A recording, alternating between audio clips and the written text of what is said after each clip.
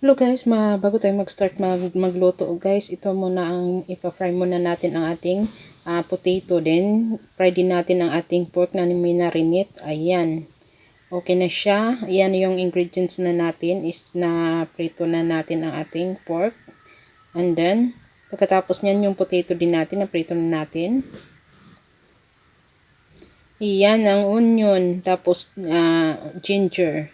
And then ang ating fried tofu.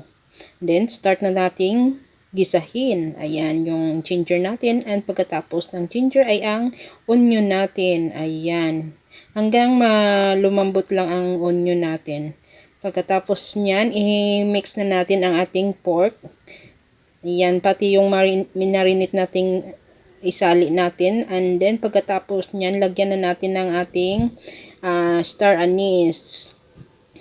Ayan yung star anise natin, and then ang laurel leaf. Ayan.